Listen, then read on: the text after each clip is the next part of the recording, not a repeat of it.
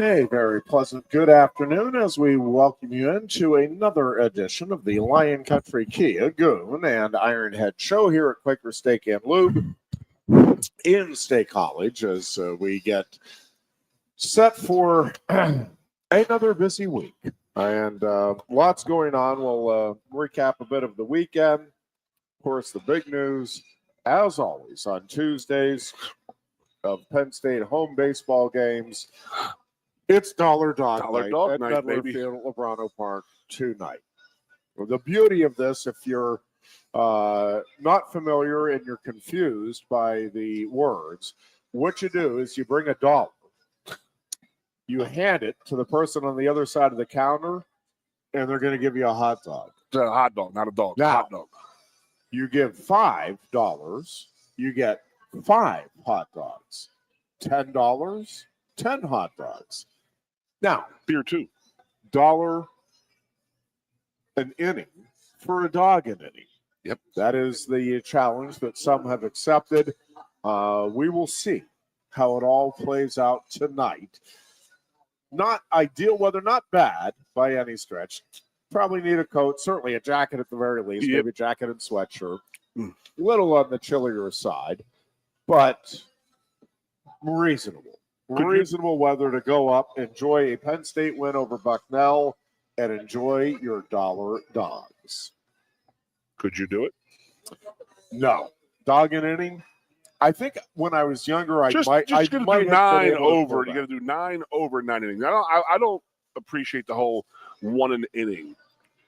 Like I could knock out 4. I would knock out 4. I quick. appreciate that. I think that's remarkable. And that's the problem, because then you fill up. I mean, if you get blasted in there early, I don't know.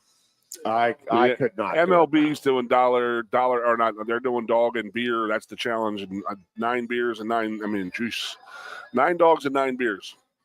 That's work, buddy. That's a lot of work. And you're going to a ball game, but you're actually going to do your job for that. Joey Chestnut says, "Hold my beer." Oh Lordy. Oh, those people. So I did. It's so funny you said that, because remember Wing Bowl in Philly? Yes. It started out years ago, but a good friend of mine was one of the first competitors. Oh yeah, he's now deceased. God rest his soul. Big Doc. But there's a documentary coming out. Like, we're just happy no one died. It was called, or something like that, because it was just complete mayhem for 20-some years. Like I know guys from Pittsburgh who lived in State College who were going there on Super Bowl Friday because it was such a crazy time at 6:00 in the morning. Yeah, for Wing Bowl, Super Bowl Friday. That's just funny you said that, because I just saw it. I saw the documentary. They have a trailer got released, and it was funny as heck, because I got some people in there that I know. Yeah. So, what did the Ironhead do this weekend with a little bit of time off? I know we did Cirque du Soleil Thursday, right? We did. Very good time had by all. Was it your relaxing time and you got a honey-do list? Yeah, we did do. You've been away for the last 6 weeks, Jeff. Here you go. Honey-do. We did have some projects that we worked on over the weekend. The Matt Turtle has started his baseball season. First practice was last night, so we're now officially delving into Little League baseball season and all of the fun that comes with that. And so looking forward to that. I've been doing some research. Did watch a good bit of hockey over the weekend. Hockey, obviously. Basketball. I got people at home who were like, I remember when the NCAA tournament was fun to watch. 4 number ones is not fun. What do you think? There's a bunch of different components for me, so I'm not sure I'm really the best person to be asking or weighing in on. You're the one who was the undefeated bracket. Because, I'm still perfect in my bracket. I'll release after the championship game. I'll show you the entire about midnight bracket. Tuesday morning. So far though, have not missed a game yet. Unbelievable in the tournament. Feeling and very, you're picking very the good. Spreads too. That's the amazing Well, yeah, part. that's just for fun. That's just gravy for you right there. But yeah, and I'll release the whole bracket next week and show it to you. But so far, In ink. perfect. In ink. Yeah, so absolutely. It's in pencil right now. So far, again, just amazing run. No, but I'm not. I just have not found this tournament super exciting. Well, so here there's a few different things. It's just interesting the way things change, just life experience and all of that. I have watched less of this particular tournament than I've watched of any tournament, and it's not. That may factor into it a little bit, but like this weekend, I was really fired up, mistakenly so. And I knew it was probably mistakenly so, but I was fired up nonetheless for Pirates baseball and was watching / listening to the beloved Buccos. Where were you listening? Was watching, that would be on Sports Radio 98.7 The Fox in the State College area, Goon. They have now picked up the Pirates. I did not know for this entire season. Fantastic. So, yeah, you can go listen to the beloved Buccos there. We also have the Penn State hockey team and the excitement around the Nittany Lions, and we were all in on their games.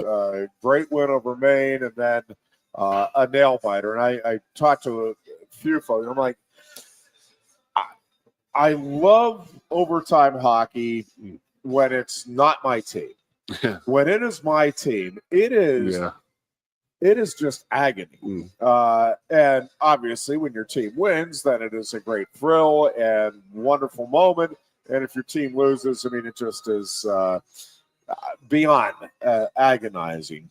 We'll talk a little bit more about that UConn game. Guy Godowski, head coach of the Penn State hockey team, will be on this very program coming up on Thursday at 3:30, right? He'll join us here at Quaker Steak and Lube. So we'll talk to him about this remarkable run and about the Frozen Four and the opportunity for his program 2 wins away from winning the national championship here in the 2024-2025 season. I can't wait to talk to him about that. I am with you 100%. I mean, I just sent some messages back and forth, and I had some people who were down there, and they were just like, the atmosphere was just insane. It came through the TV. Ooh, it did come through the TV. You're exactly right. Phenomenally well.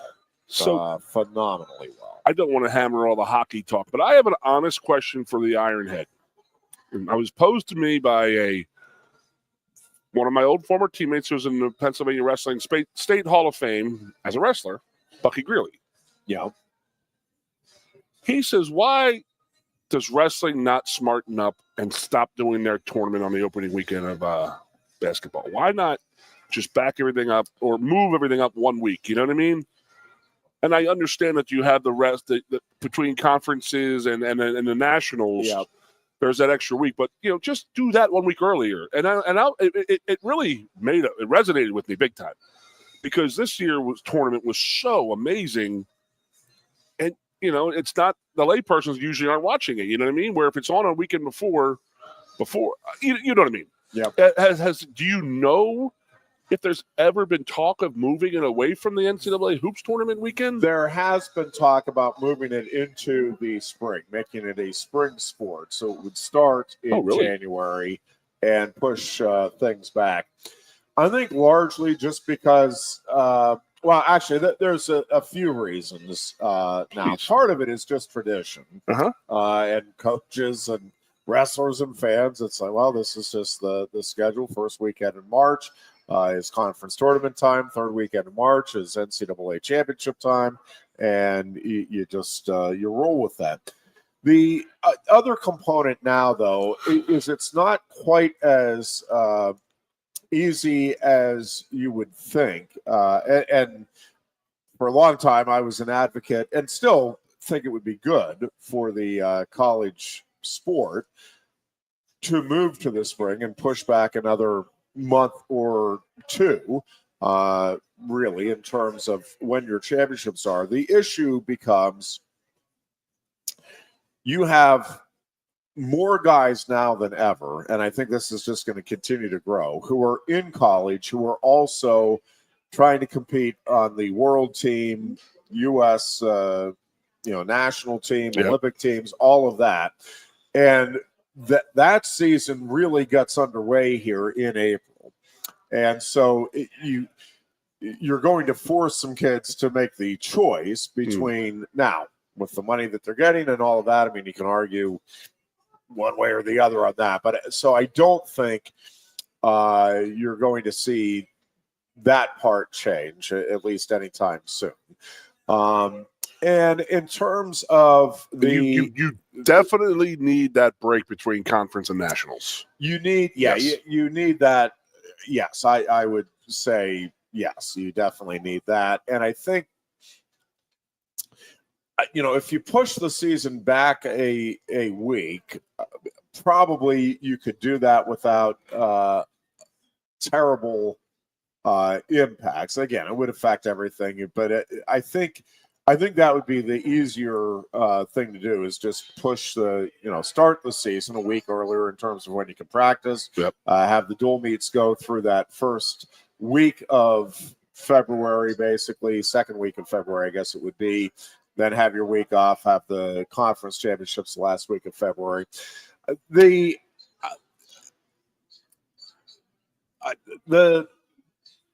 issue there is, again, there's always going to be things competing for your entertainment value and dollar.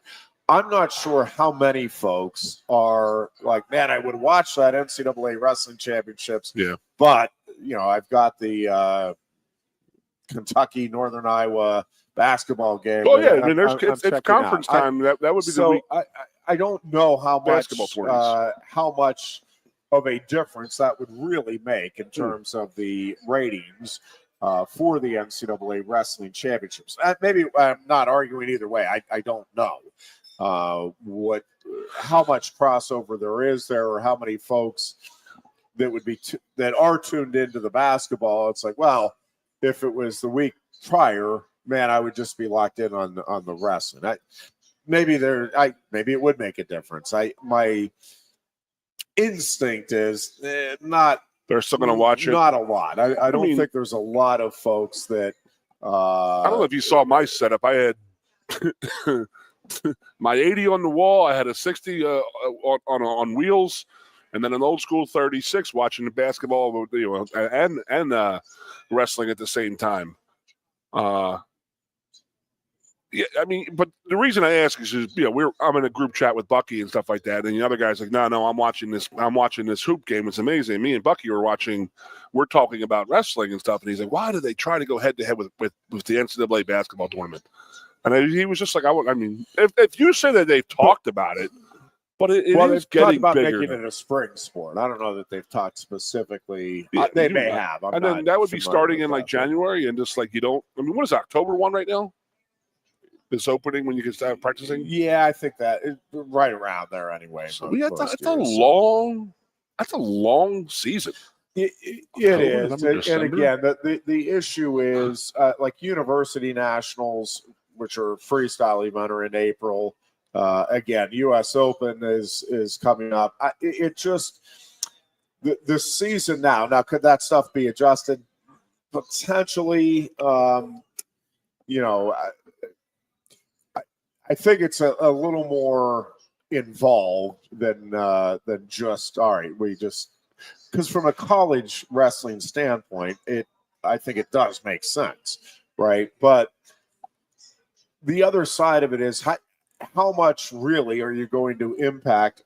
And I don't know. Again, I'm not sitting here telling you it won't have any impact or that it would be a minimal impact. I don't know. I don't know what the impact would be. In terms of, all right, now that it's, because I mean, you could say the same thing about hockey. Like, I don't know that all of these sports need to, I get that to some degree you're competing with basketball, but also, again, you move it into later in the spring. Well, now you're competing with baseball and softball. Like it.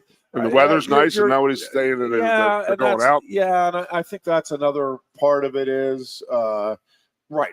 How many people want to be going to indoor events? But I'll tell you, fan or no fan, that Saturday night experience watching wrestling and those 10 bouts and everything that surrounds it and all that, that is just amazing. And it's like, I wish more people would watch it on that. Yeah. And then, geez, thinking about it, like, what if you have Selection Sunday and we have the wrestling finals right after that on a Sunday night? I mean, there's stuff you could do, but again, there's a lot of stuff that has to go into it. But it was just a thought. And I thought it was a good one because I was like, I wish more people would watch that. Because I mean, if you're not going to watch that heavyweight match on Saturday night and not be like, that was unbelievable watching that with Hendrickson winning that. And then I got to talk to you. I'm not happy he won the Hodge, but it's just he's the flavor of the month right now. Was he undefeated this season? Yes. Okay, so he was undefeated, all of that stuff. So his criteria is there. It's not because he beat Gable. Well, so there's a few things. And listen, I would let's just start with what the Hodge Trophy is, how it is presented and what it is. It is the award for the outstanding wrestler. There's some other components here, but the outstanding ESPN talked about it. It was pretty cool. Dominant wrestler in the sport for the year. So it is not a career achievement, right? Like, and what Carter Starace did in his career, again, unmatched, 5 national titles, truly historic, truly special. And Carter had a dominant season, a great season, capped off by knocking off the returning national champion at that weight at 184. So that is a huge win, a huge season the whole way around. And the voting, by the way, was the second closest in the history of Hodge Trophy voting. So I think Hendrickson ended up with 30 first-place votes. Carter Starace had 26. And Mitchell Messenbrink had 3. He gets screwed in the whole situation, in my opinion. So when you look at this season, though, what Wyatt Hendrickson did, he had more wins. And part of this is just, again, the way your schedule falls and the opponents that are wrestling and the meets that you wrestle and the tournaments you wrestle. But Hendrickson statistically was the most dominant wrestler in the country. He averaged over 5 points, i.e., if you go by the dual meet point award system, 6 points for a pin, 5 for a technical fall, 4 for a major decision. He averaged over 5 points per match this season. Statistically, he was the most dominant wrestler. He had more wins over top 10 guys than Starace or Messenbrink, and he caps off the season by knocking off the returning national champion in Greg Kirkley. I get it, injury, all of that. He still knocked off the returning national champion at that weight, and then the presumptive greatest wrestler at heavyweight in college wrestling history. That is debatable for sure, but certainly one of the all-time greats, 2-time national champion, 2-time Hodge Trophy winner, Olympic gold medalist. Well, that is a resume that is Hodge Trophy worthy. Now, Carter Starace, again, I think when you look at certainly what he accomplished throughout his career, but even just this season, beating Kikeisen to end it when Kikeisen was as dialed in for Starace as I think any wrestler could possibly be. Also had great credentials, maybe not quite what Gable Steveson has in terms of the overall resume, but pretty darn good resume nonetheless. 5 times he finished in the top 3. Again, returning national champion, the whole bit. What I was hoping we might see, and really the voting turned out the way I thought it would after everything transpired the way it did at the NCAA tournament. But what I was hoping was that they would have a shared Hodge Trophy, that Starace and Hendrickson would both get a share. At the end of the day, Yes. Is it a bummer? And, I think will it be something that will be debated for years? How could you have a 5-time national champion as dominant, as consistently dominant as Carter Sirachi was, never win a Hodge Trophy? At the same time, again, I think there were like Aaron Brooks was very deserving last season. Wyatt Hendrickson was very deserving this season. So I do think, while I would have loved to have seen Carter Sirachi win it, I think he's going to be okay. He is the only 5-time national champion in college wrestling history. Maybe that's the deal that the NCAA made. They're like, you know what? You're the 5-timer. While Wyatt Hendrickson's season will be remembered as a great one, and certainly that moment will be one of the all-time moments remembered in NCAA tournament history, I don't think Wyatt Hendrickson will be remembered as, boy, that guy was just one of the all-time greats. And we can debate whether or not that should be. I'm not saying that's necessarily right either. But I just don't think when you think, all right, all-time greats over their career, Carter Sirachi is going to be remembered as that. Again, where exactly you put him on the list of all-time greats, debatable, and people will have fun debating that. But he's on the list and in consideration for one of the greatest to ever put on a singlet. Wyatt Hendrickson's win over Stevenson will be an historically great win. His season will be great. His career was very, very good. Sirachi will be remembered as, again, one of the best to ever do it. So I understand Penn State fans being upset. I don't think this is any anti-Penn State. Man, take that, Penn State. We're not going to give you. I know the folks that Win Magazine well enough that's not what's at play here. And I really think if you objectively look at it and what the award is supposed to be, I think they got it right. I think by a nose, Hendrickson had the better overall season this year. More significant wins, a stunning win, and again, was more consistently dominant, racking up the pins in the technical falls by a hair than Sirachi was. So, Sirachi didn't get taken down one time the whole season. Well, only one time. He did, but yes, he did get. Well, there it goes. Right. Yeah, now, do you think there was a Keyjana Carter, Kerry Collins syndrome in there, where Messenbrink and Sirachi may have? Well, so here's the thing. I mean, I guess you could argue that and this is just the way the math ended up working out. So again, 60 votes. It was, or I guess it was 59 votes, right? So 30. Yeah. If you add Messenbrink, again, he only got 3. So if you add him and Sirachi together, that's 29. You're still 1 vote shy. So shockingly, I mean, I guess you could say that, that took away a little bit, but at the end of the day, it's still, I mean, it would be razor thin, but it still would have been Hendrickson, even if you take those 3 votes and give them to Sirachi. It's still Hendrickson. You heard me off the air saying that it's almost like, it's like the Bill Belichick thing now. If you won all these Super Bowl titles and this and that, but, you're not winning the Coach of the Year because, so-and-so is good. And it is because, but there's a reason. I mean, he built this thing, and I get it, the Nebraska guy, that was an unbelievable tournament they had. But was it a tournament Coach of the Year, or was it the season Coach of the Year? Well, and this is so.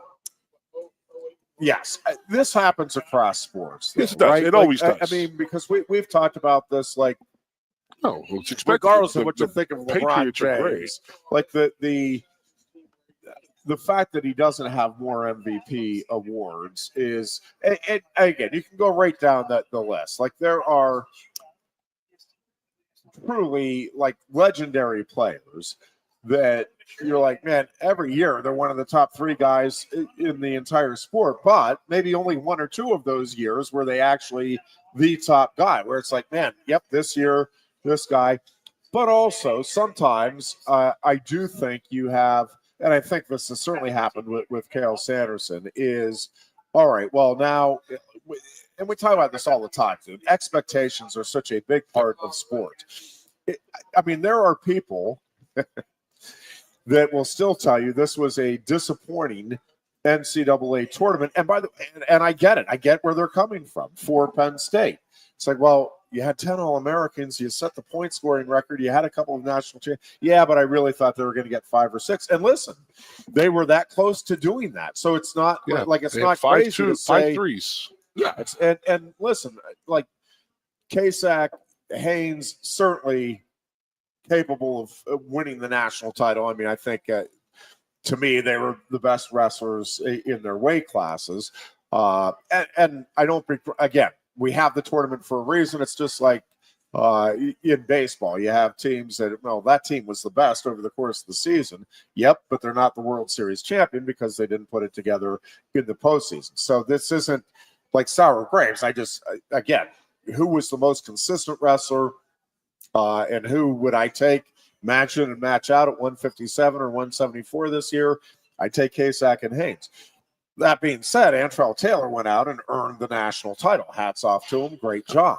Dean Hamady went out and earned the national championship at 174. So don't begrudge them that. And they earned the honors. You got to perform when the moment comes. And that's what makes sports the thrilling spectacle that it is for those of us that are sports fans.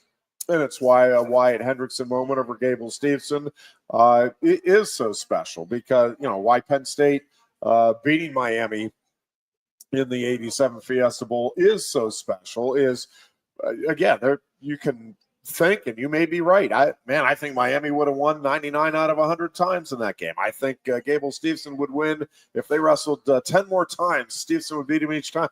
You might be right. We'll never know. What we do know is Penn State won that Fiesta Bowl, and Wyatt Hendrickson got the takedown and beat Stevenson that night when it mattered. And again, that's the fun and the great thing about sports. So it'll be nice to have an opportunity to win a national title. Wah, wah, wah. So I think that at the end of the day, it was a wildly successful season tournament for Penn State.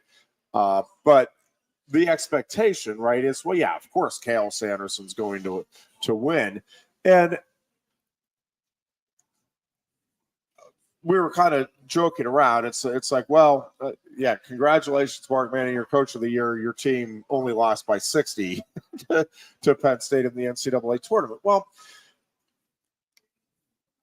compared to expectations, again, most folks had Iowa as the presumptive runner-up, and if there was any team that was going to crash the party other than Iowa, most people had penciled in Oklahoma State. So Nebraska. You were touting Nebraska all year, though, Jeffrey. Well, Nebraska's showing, though, what was tremendous, and what Mark Manning did with that team. Listen, what Doug Schwab did with Northern Iowa. Now, they didn't have the NCAA tournament that they were quite hoping, but that team was special. And again, compared to expectations at the start of the season. So you go right on. I'll tout Scott Moore as one of the best coaches in the country. When you look at you compare the resources of Lock Haven, even to like an Illinois or a Virginia Tech, let alone a Penn State or an Iowa or an Oklahoma State. But I mean, you compare them to, Northwestern. Like what Scott Moore is doing with that Lock Haven program is incredible, and he's having to do like the support staff that Penn State has, or that Oklahoma State has, or Iowa has, is phenomenal. Those coaches are obviously all doing great jobs. Cael Sanderson is amazing in every aspect, but he also does not have to be out there doing the fundraising that Scott Moore is. Now, he's doing fundraising. I don't want this to be misunderstood. Believe me, I think Cael does more than folks realize in terms of, like, he's not just in the room helping the kids every day. Like, he has his hands in a lot of different things very directly, and it's a lot of hours that he spends in different duties outside of the coaching and even the recruiting of the student athletes. But Scott Moore does not have the support staff, No. obviously, that some of these top programs do. And yes, I get it. They're not having the results that those programs are either. But relative to what the resources are there and what they're able to recruit, it is amazing. I mean, it really is amazing what they are doing. At the end of the day, my point is, I guess, it's really hard to select, all right, well, this is the one wrestler that's deserving. We talk about it with the Heisman Trophy, right? Like, how do you really compare a Tyler Warren to a Shador Sanders, defensive to back, quarterback, an outside linebacker, right, to an Abdul Carter? Like, they're entirely different positions and different roles. And it's called a Heisman moment, and Hendrickson had his, but to some degree, largest. Right, but to some degree, it is absurd to say, well, this quarterback is a better football player than this linebacker, or this wide receiver is a better football player than this defensive back. It's, again, you can have opinions, but it's the same as saying, any of those awards where it's like, all right, you're picking the best overall in a sport. Well, again, what you're asking a catcher to do in baseball, pretty different than what you're asking a pitcher to do, which is very different than what you're asking a center fielder to do. So 30 wins versus 60 home runs. I take all of that stuff with a bit of a grain of salt. Fun to talk about and great for sports conversations and all of that. We should do a radio show. Yeah, sometime we should devote some time to these Maybe we should do that, Jeff. That's a good idea. That is a good idea. Let's see if we can look into that. Anyways, I don't think it's the grave injustice that Penn State, going back to the original topic at hand, I don't think it's a grave injustice. But if Henderson doesn't beat Gable, he's not winning that trophy. Well, correct. And he had his Heisman moment, his Hodges moment. And I don't think Stevenson would have either, in part, though, because Stevenson already had a couple of Hodge trophies, and the win over Hendrickson would not have been perceived, right? Like, we're looking at Hendrickson's win as being historic, which it was. If Stevenson wins that, it's like, well, of course he beat Hendrickson. That's what we were expecting.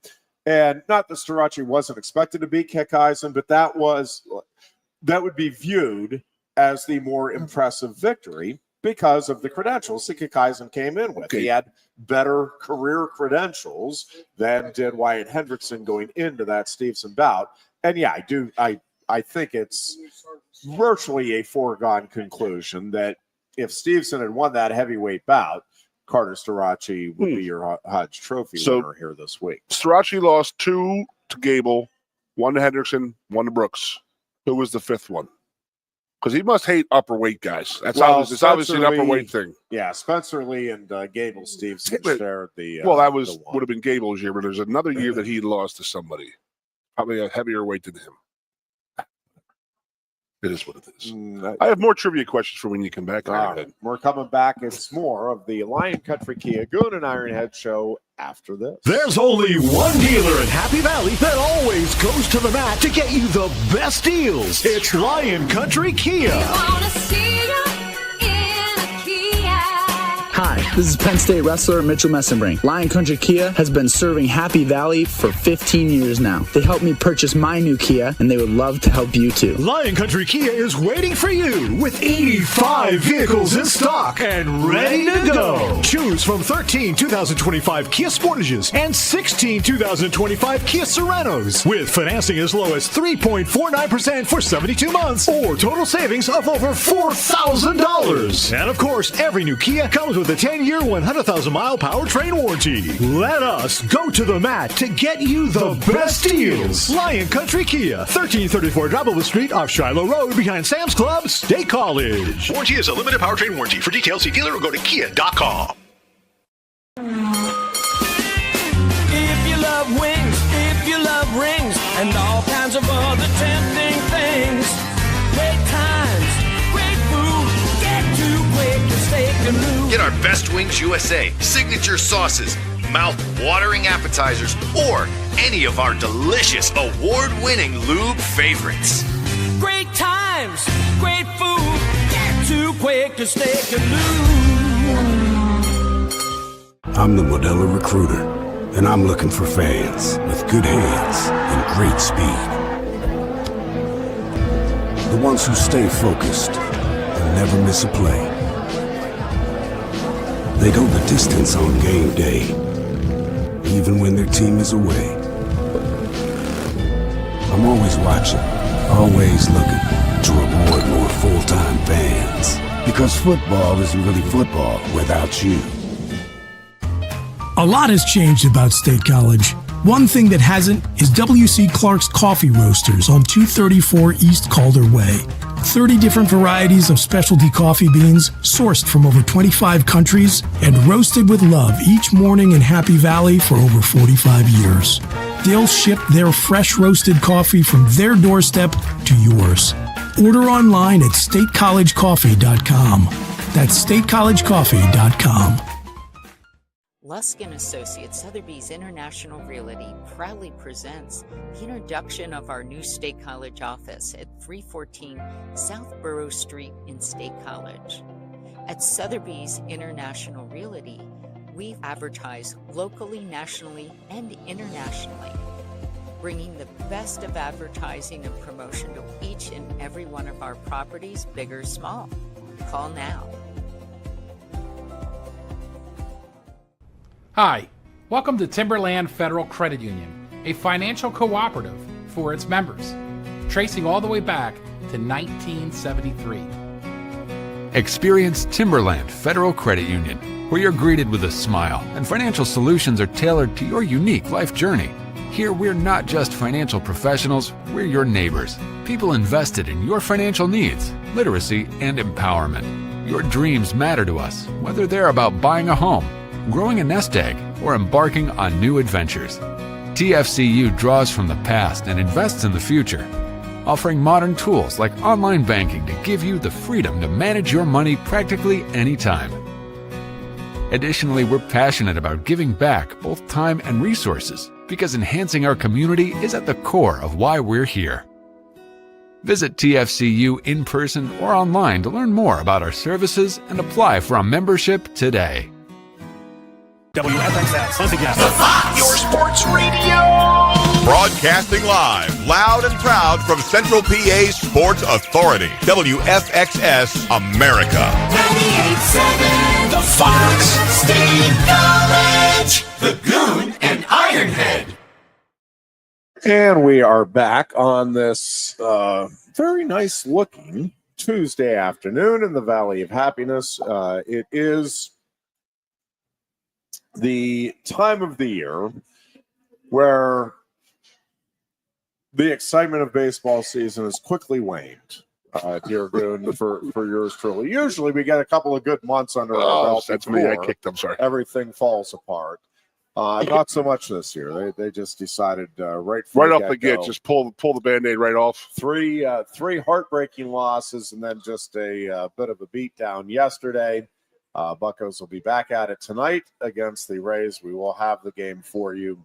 So you set a record on Sports Radio 98.7 The Fox here. Game 2 of the series with the Rays. Now, first team to ever lose and 4 3 games in a row by walk-off.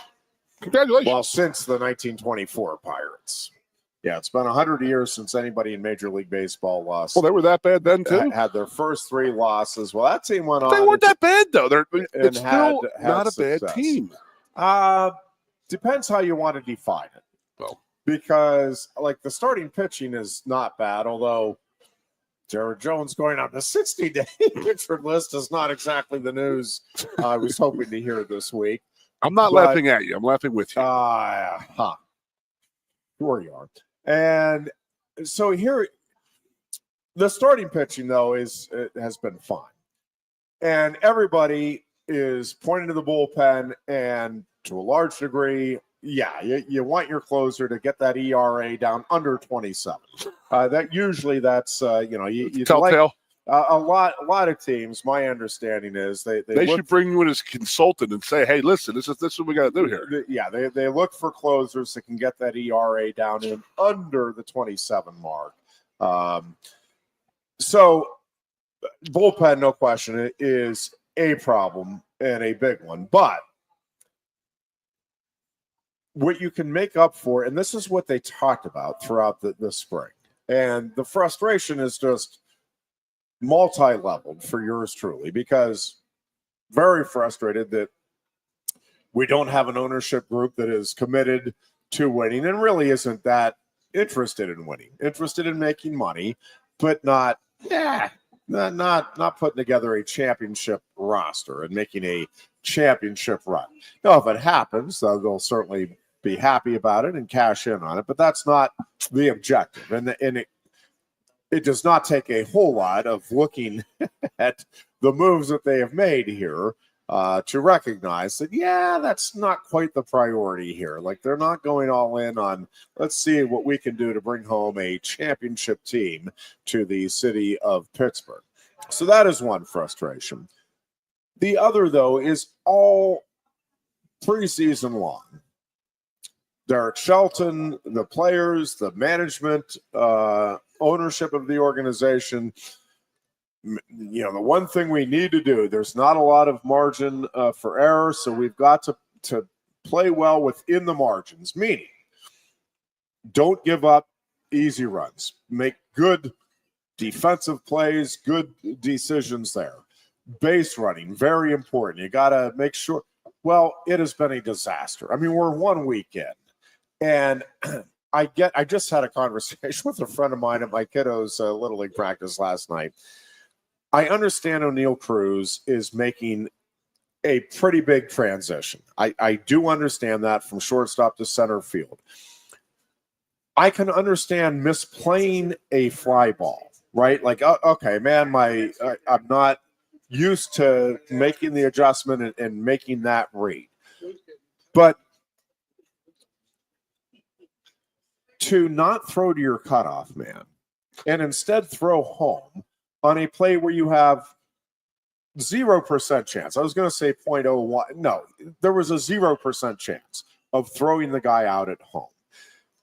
Like, that is the stuff that's why you have spring training when you're making these changes. I don't want to be overly harsh. Again, I do get that it's a transition. You're making the move to a new position. I get it. And there are areas where it's like, okay, yep, you're going to learn a little bit. This is something, I mean, we're teaching it in Little League. My kiddo is 9. He has been taught this since he was 6. And if he goes to the outfield, they're going to emphasize this over and over. And in a couple of weeks, he's going to pick up the fact that, hey, when you get that ball, throw it into your cutoff man. Now, again, once in a great while, could there be an exception? And once you develop the instincts out there, it's like, wait a second, that guy's, I know now, this guy's slow getting around from second. I think I really have a shot with my gun of an arm out here. Okay. Yep. Once you develop those instincts, everybody agrees we're not there yet. So play the fundamentals that they are teaching you. Throw the ball to your cutoff man. This is not a difficult concept. He was the cutoff man for years. There one day. Like, this is, I think we're being overly generous. I don't want to be overly harsh on someone, but come on, man. Like, you're playing baseball. You know what the general guidelines of playing baseball are. You don't have the instincts yet, so do the fundamentals, right? Like, when you're learning a new position, just do the fundamentals. Well, we're not doing that. The base running, getting thrown out at third is, at this level, it is inexcusable. We would, I was going to say, we wouldn't really yell. We would not be happy with a little leaguer getting thrown out at third for the third out, right? Like that, like we're, again, that's fundamentals. Look at your coach. That's fundamental. And yes, and whether it was the coach, and I think it may have been, well, then that's, horrible base coaching. He's new to running at third base, Jeff. As well. It's a new position for him at third well, base. no, that wasn't him. That was Bay. The fundamentals of this team through less than a week. And again, I get it. We're not even a week in. Maybe they can turn this whole thing around, learn from all of these mistakes. But, man, like, just play fundamentally sound baseball. Again, errors are going to happen. You know, you're going to make misjudgments when you're new at a position. All of that's fine. Not fine. You can live with it. But making, my opinion, egregious errors that you can't be making at the major league level. You can't be making, the Spikes can't be making these plays, these errors. Like this is stuff you just can't be doing if you're playing baseball. Certainly if you're playing professional baseball. You sound like you're a frustrated Pirates fan, bud. Yeah, frustrated on so many levels. different 5 days. So many different levels. 5 days. Oh, it's going to be a long, They have long broken season. you in 5 days. But hey, listen for Pirates baseball because it's going to be fun all season long right here on Sports Radio 98.7 The Fox. So you know what? I Way think to in sell your program, years Ironhead. past, you Good had job. the Penguins to rely on at this time of year. Yeah. You had the Penguins. Yeah. And then the Steelers making some great I got a offseason whole moves, lot you know. of nothing right now in professional And I'm just upset about that. I feel so bad for the Western PA folk out there. The Yinzers out there, you know. Really it's curious just to see where the Steelers go in the draft, though. I am. Are you still on Dart? Really curious. Or if they pick up Rodgers, do you like Dart? I mean, I would still like Dart. What's going on? What is going on with Rodgers? I don't know. I am over it. And honestly, and this may just be the frustrated Pittsburgher in me at this point, but let's just go to battle with Mason Rudolph and call it off. Like this is bonkers. I genuinely don't understand what. Clearly, one of these sides does not want the other. There is zero reason for this deal not to be done and not to have been done for weeks. And I don't know which way, who is to blame or what the hang up is. Aaron Rodgers is not leading the Steelers to a Super Bowl in the upcoming season. Yep. Now, could he be a guy that helps, in theory, mentor Jackson Dart or somebody else? In theory, I don't see him as that guy. I don't either. Because he didn't have that guy. Correct. Favre was not that guy for him, so he was never that guy. He's resentful of it. Oh, man. So I don't think this is going to go well. You need more drama in Pittsburgh is what you need. More sports drama, Jeff. And if he doesn't, though, then the Steelers are without any kind of proven talent for sure at the quarterback spot. And the ongoing developmental rebuild with the Steelers will continue for at least. All right. I'm off the reservation a little bit. Where is Kirk Cousins at? Has he signed with anybody? He has. I'm honestly, I've lost track a little bit. I don't think he has. Atlanta got rid of him because they're going to play with Penix, right? That is correct. Okay, so he's out there. I don't think he's been picked up yet. I mean, you at least have that to fall back on. But somebody was saying that he might be in Cleveland, and I'm like, well, they just picked up Kenny Pickett. I mean, they don't need the redos here. I mean, but Cousins would be a lot better than Mason Rudolph. But then again, I don't think Pittsburgh wants to, match up with Cousins' contracts that he's used to. That man has made a lot of money for not doing a whole bunch, man. Not a lot of money doing nothing. So remind me, Alan, on Wednesday when we have our Thursday when Godowski's on to bring the Buccos up with Guy and during the interview. Yeah, again, Guy Godowski will join us. Let's talk. Let's move to a happier topic. Guy Godowski will join us Thursday at 3:30. I do still have a quick, not a quick one. It's not a quick trivia question. It's okay, buddy. You're not involved. The Pittsburgh's not involved. It's not okay. It's a quickie, but not a quickie. It takes a little bit of thinking. I just want to lay this out there, and then we can go to the hockey. Yeah. In the 70s and the 80s and possibly in the early 90s, there was 13 Major League Baseball teams. that wore the baby blues. You know what I'm talking about? The Phillies baby blue, the Royals baby blue. Can you name the 13? No. Really? Don't even want to. Jeez. Don't even want to. Alan's already spotted it up in his head, so it's all good. It's all good. You want to name them? No. I mean, I just like because it's like what they wore blue. I mean, the Texas Rangers, the Royals, the Phillies, Blue Jays, Expos, the Atlanta Braves, the Anaheim Angels, the Seattle Mariners, and then one that always gets me was always the Minnesota Twins, but the Chicago White Sox. Well, they've had like 92 different uniform combos and stuff like that through the years. They were Oregon before Oregon. Yeah, no doubt about it, man. They're wearing shorts out there. Yeah, I'm seeing Greg Luzinski in shorts, Carlton Fisk wearing shorts playing baseball. Nah, somebody asked me this weekend, and I've known it for years. The Cardinals, no, the other one. And it's a great question to start throwing around, but it's like, wow. Crazy to think about how whoever was the baby blue salesman back in the day made a lot of money, man. So I did research it a little bit, and that was is that they were trying to get away from the away grays as the uniform and having like a lighter blue. They were trying to make baseball in the lighter. There's a lot of teams were using the lighter blue as their away uniform. So now we know. And some for the Phillies wore them at home. It all stems from my buddy calling me Tommy Hofer, the general manager of the regional manager of Permane Brothers. He's a big Pittsburgh fan. He ends her, so he calls me and says, "Do Philly fans I don't see any of them wearing the current uniforms. They all wear the baby blue uniforms. They wear the red jersey, the spring training jersey, the St. Patty's jersey, this and that. Like the red and white pinstripe shirts. You rarely see Philadelphia Phillies fans wear them. I'm like, that's." And then you watch a game and you look into the crowd and 80% of them are not the actual jerseys that they have on that day. And it's pretty funny because Tommy's like, I go downtown, I go check out my state college, and every person there thinks they're different because they're wearing a baby blue with the big cranberry P on the right over their heart. And I'm like, yeah. And it's like, but everybody's wearing that. So are you really setting yourself to be different if you're all wearing pretty much the same uniforms? Well, yeah.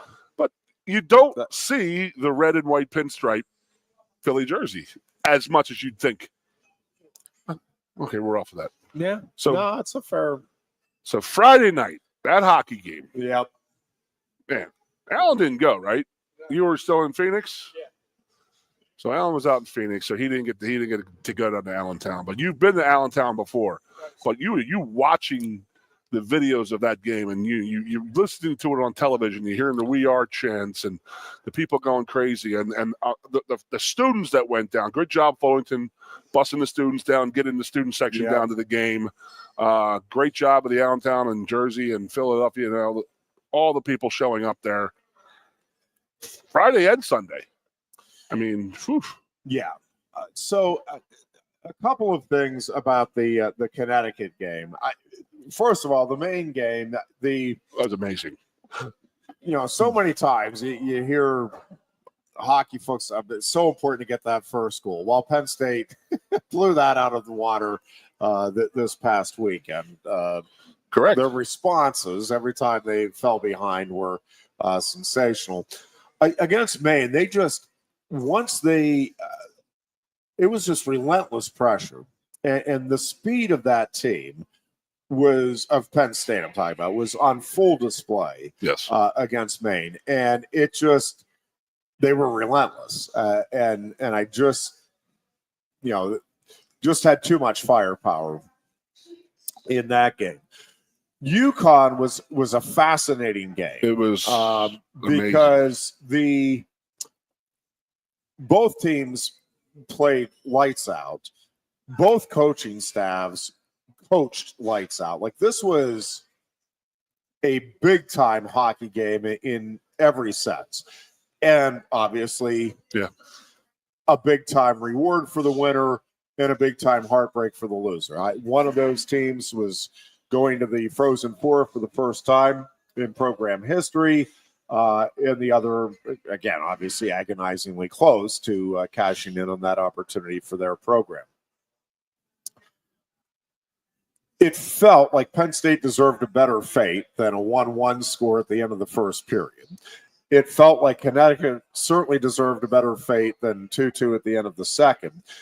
That third period, what Arseny Sergeyev did in net was unbelievable. Yes. In the third period and in overtime. Connecticut was able to neutralize Penn State's speed, force them to the outside, and they did a great job of controlling the puck. After Penn State seemingly just had the puck the entire first period, Connecticut kind of turned that around, and UConn was sensational with their checking, with their physicality, and with just controlling the play. But Penn State kept, man, you got an opportunity here. And couldn't quite cash in. But, man, it felt like, boy, you need one of these one time. And they couldn't, Tung was sensational as well in goal. Again, it was, from a strategy standpoint, it was fascinating to watch the game unfold. Both goalies playing at a very high level. Again, the chess match within the game. Yes. And I just thought, at the end of the day, it was one of those, obviously, Penn State fans very happy. I'm very happy that they won and they're heading to the Frozen Four. I also do recognize that Connecticut didn't deserve to lose the game. I'm not saying Penn State deserved it either, but I'm saying, like, UConn played its heart out. They had how many opportunities? I mean, like 5 or 6 golden chances to get the go-ahead goal in the third or the winning goal in overtime. And Sergeyev just was unreal. How a couple of times he got the pad out. A couple of times I'm like, dang, wait. No, he did make another save. And then you go back and I'm like, how did he make it? And then they show in slow motion. It's like, oh my gosh, he got there like just in the nick of time. It was truly amazing goaltending play. And the one of the goals he gave up was horrendous. But Matt DeMarsico, if you were picking the guy to me that deserved to get the game-winning goal for Penn State, it would have been DeMarsico. Like, that dude was nonstop. Because I have to bring everything back to wrestling. He was the Mitchell Messenbrink of the Penn State hockey team. The energy. Like, nonstop, pressuring forward, like, just incredible game by him. He had 2 chances on a forecheck steal. Like, I don't know how he got a shot off after stealing the puck that quick. And just missed him. And Charlie Serrato's pass. I'm sorry.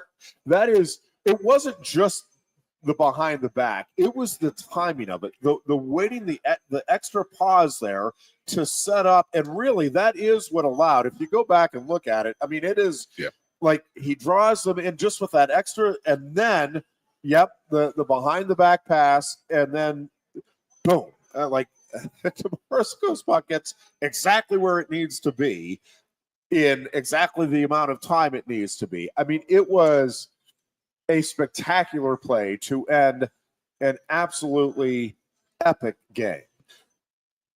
And truly, again, Penn State, hats off. It is wonderful. I am beyond thrilled and excited to see what they can do here in the Frozen Four. But there is a part of me that is like, my gosh, like, heart goes out to UConn because that coaching staff made tremendous adjustments. That team played fantastic hockey. And we talk about it all the time. When you get to postseason hockey, hot goalie. A hot goalie is penalty kill so often the difference maker. And boy, it certainly was in that game. Sergeyev was. You can't say enough good things about his play in that game. You watch the game. I've watched enough hockey games in my lifetime to realize what UConn was going to do on the first shot on goal from Penn State. Our guys are in front of the net, and you see 3 mutants come down and clear our guys out. They wanted to physically beat the crap out of Penn State because we are not big. We are not a big team. They were significantly bigger than us, and as you said, hanging on in the third period. I mean, we were playing in sand at times, and the fact that they couldn't close the door because of Sergeyev it's amazing. We should have been up 3-1 in the first period. They should have won the game later in the game type of thing with how they were playing in the first and third periods. But it was all heart. I mean, you get to that point in that game, and Penn State had no right being in overtime the way that third period was going. I mean, they were just sluggish, slow. And it's not on them, and they've been going balls to the wall since January. They've been in a playoff push since mid-February, So you can see and understand how they're going to gas out, and they did in that third period. I mean, the Friday night game, thank God it wasn't. It was sort of a blowout, so they had some legs, but their legs were done, and they were beat up. And then UConn going out there and weighing in and physically laying on them, beating them, and this and that. It takes a toll on younger guys, smaller guys, and that's what they wanted not to do. And it was all Hart and Sergeyev that got into that overtime, and they had that. They did have a jump in that overtime. They did not have in the third period. That last 12 minutes of that third period, man, I was like, oh, this is going to be bad. This is bad, this and that. But then they just get through it, and you went in there, and I don't know. I don't know if there was IVs or anything, or just getting off the ice and just getting off your feet, and because they came out a little bit more spark in that overtime. Thank God they had a little more gas in their engine, and they pulled through and made it happen. And amazing goal. Threw his stick into the crowd. I've never seen that one. Have you? As a celebration, it's a huge game-winning goal, and he runs over and just tosses his stick into the crowd. And I was like, man, that's awesome. That was absolutely awesome, because I hope some Penn State fan got it. I hope it's worth some money someday, because it is.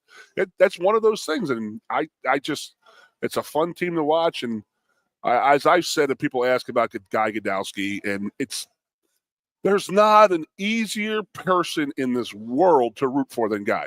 If you have ever met the man for 1 minute, you're going to say that is a good dude, man. That's a good human being right there. Yeah. And he's got to be so easy to play for. Now, Alan, you're sitting here, and he's not a pushover. He works those guys, man. There's a reason why they made this turnaround, and he has them out working, and it paid off. But I mean, there's we will see on Thursday when he's here. There is not a nicer guy on this campus than Guy Gadowski, and is the easiest man to root for, and good for him. So I'm watching the ESPN broadcast. Alan can help me out. Producer Alan. Yes. So I guess that UConn had a very similar situation as us with a family coming in and putting a bunch of money in for their facilities and upgrades and stuff like that. And they'd already had the hockey program. They were like the Icers, or they were step up from the Icers. So it was a pretty cool thing to see where both of those teams were at. Yeah. And, they're a couple years behind us. Just we had lost that getting to Michigan a couple years ago to go to the Frozen Four. So we were due one. But, hats off to UConn for playing that well. Oh, they did. It was an absolutely amazing. It's like one of those games. Like, you're not a hockey fan, watch that game. Yeah. You will become a hockey fan. Yeah. I couldn't agree more. Take a break here. You are listening to the Lion Country Kia Goon and Ironhead show here at Quaker Steak. There's only one dealer in Happy Valley that always goes to the mat to get you the best deals. It's Lion Country Kia. Hi, this is Penn State wrestler Mitchell Messenbrink. Lion Country Kia has been serving Happy Valley for 15 years now. They helped me purchase my new Kia, and they would love to help you too. Lion Country Kia is waiting for you with 85 vehicles in stock and ready to go. Choose from 13 2025 Kia Sportages and 16 2025 Kia Sorentos with financing as low as 3.49% for 72 months or total savings of over $4,000. And of course, every new Kia comes with a 10-year, 100,000-mile powertrain warranty. Let us go to the mat to get you the best deals. Lion Country Kia, 1334 Drybowl Street off Shiloh Road behind Sam's Club, State College. Warranty is a limited powertrain warranty. For details, see dealer or go to kia.com. If you love wings, if you love rings, and all kinds of other tempting things, great times, great food, get to Quaker Steak and Lube. Get our Best Wings USA, signature sauces, mouth-watering appetizers, or any of our delicious award-winning lube favorites. Great times, great food, get to Quaker Steak and Lube. I'm the Modelo Recruiter, and I'm looking for fans with good hands and great speed. The ones who stay focused and never miss a play. They go the distance on game day, even when their team is away. I'm always watching, always looking to reward more full-time fans. Because football isn't really football without you. A lot has changed about State College. One thing that hasn't is W.C. Clark's Coffee Roasters on 234 East Calder Way. 30 different varieties of specialty coffee beans sourced from over 25 countries and roasted with love each morning in Happy Valley for over 45 years. They'll ship their fresh roasted coffee from their doorstep to yours. Order online at statecollegecoffee.com. That's statecollegecoffee.com. Lusk & Associates Sotheby's International Realty proudly presents the introduction of our new State College office at 314 South Borough Street in State College. At Sotheby's International Realty, we advertise locally, nationally, and internationally, bringing the best of advertising and promotion to each and every one of our properties, big or small. Call now. Hi, welcome to Timberland Federal Credit Union, a financial cooperative for its members, tracing all the way back to 1973. Experience Timberland Federal Credit Union, where you're greeted with a smile and financial solutions are tailored to your unique life journey. Here, we're not just financial professionals, we're your neighbors, people invested in your financial needs, literacy, and empowerment. Your dreams matter to us, whether they're about buying a home, growing a nest egg, or embarking on new adventures. TFCU draws from the past and invests in the future, offering modern tools like online banking to give you the freedom to manage your money practically anytime. Additionally, we're passionate about giving back both time and resources because enhancing our community is at the core of why we're here. Visit TFCU in person or online to learn more about our services and apply for a membership today. WFXS. Once again. The Fox, your sports radio. Broadcasting live, loud and proud from Central PA's Sports Authority. WFXS America. 98.7 The Fox. State College. The Goon and Ironhead. And we are back here on a Tuesday afternoon. NFL making some rules changes and tabling another potential change, I guess, until May. The overtime rule, now both teams will get a possession. This is the one thing.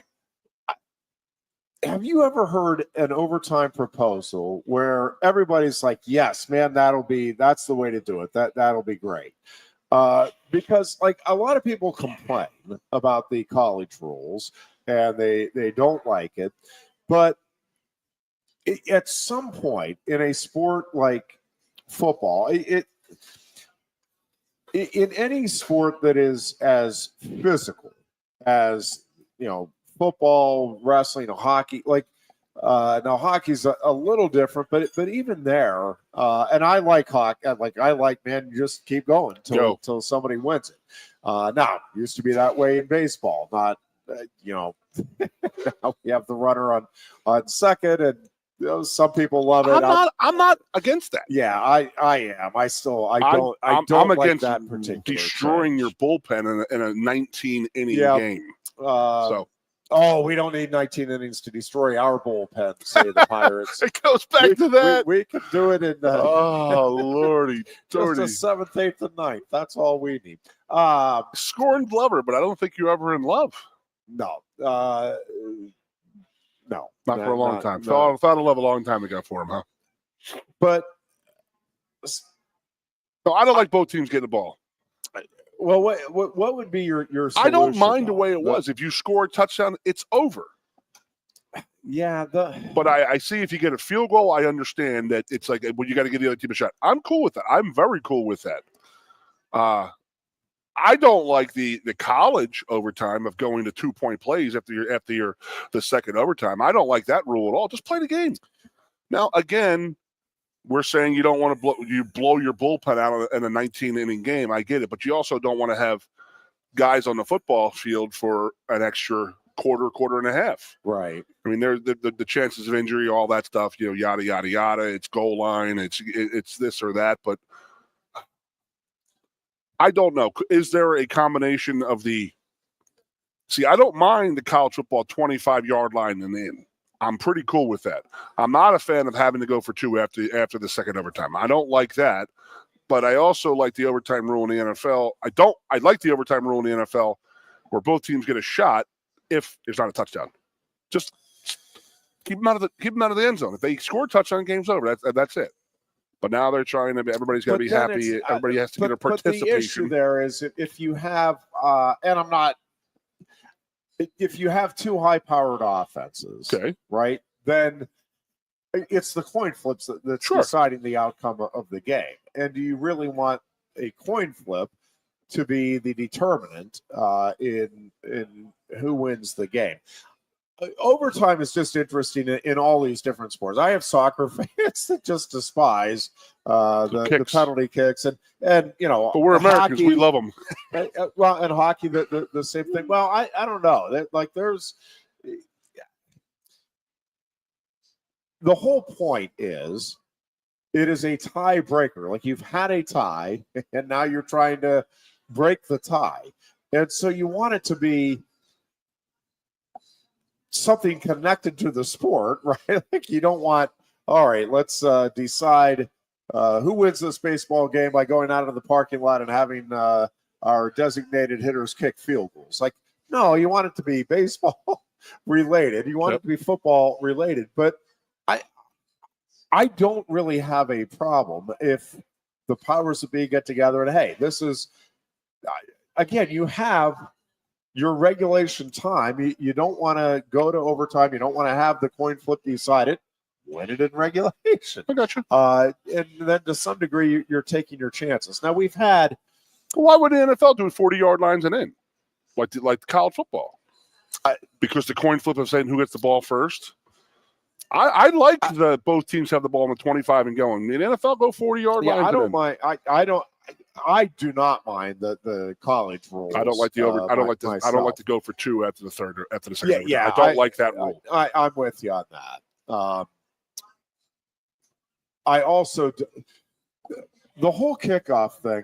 I am a little confused about the kickoff thing because correct me if I'm wrong, but I thought the whole reason that they. What's the new rule? First of all, so I know this. They are moving it out to the 35 for a touchback. Correct. And because they want to create. I thought the reason we initially went to the new kickoff rules was they wanted to not have the returns and the potential for injury. No. They wanted to stop the 50-yard head start of the kicking team to hit the guy trying to block them. And they got rid of that by having you can't move, and you're on, the 30-yard line? I think they want returns. So they don't want the balls to kick the end zone. So they want returns. I know what you're saying, though. And they got rid of the kickoff in general because of the guys running down and getting hurt. And there was a lot of guys got hurt on kickoffs and kickoff returns. I'm with you on that.